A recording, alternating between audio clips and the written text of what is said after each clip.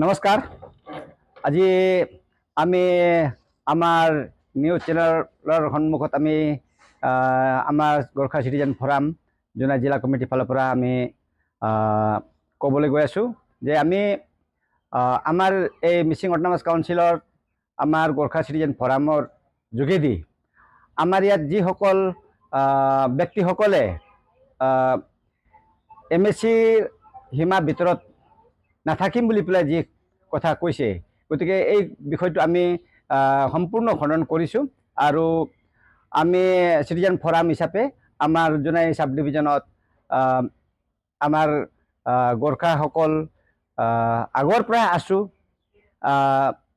এতিয়াও আছোঁ আৰু যিসকলে তাৰি বস্তি আৰু তেলেমৰ কৰৈবাৰীসকলে অপোজ কৰিছে তেওঁলোকেও এতিয়া আমি আলোচনা কৰি পেলাই উদ্যোগ কৰাইছোঁ আৰু এতিয়া তেওঁলোকৰ কোনো উজুৰ আপত্তি নাই।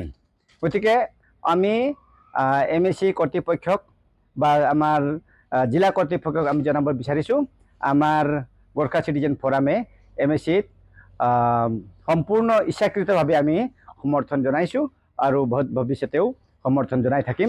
আমি মিলা প্ৰীতি পথেৰে আগুৱাব বিচাৰোঁ, গতিকে আমাৰ ফালৰ পৰা কোনো উজুৰ আপত্তি নাই। নমস্কাৰ।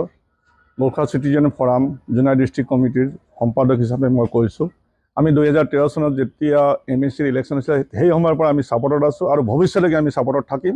আৰু ইয়াত কোনো জাতীয় আমাৰ মিচিং জাতি আৰু গোৰ্খা জাতিৰ মাজত কোনো বিবাদ নাই, আমি একেই হয়। আমাৰ পূৰ্বপুৰুষৰ পৰা আমি একেলগে আছোঁ আৰু ভৱিষ্যতে আমি একেলগে থাকিম।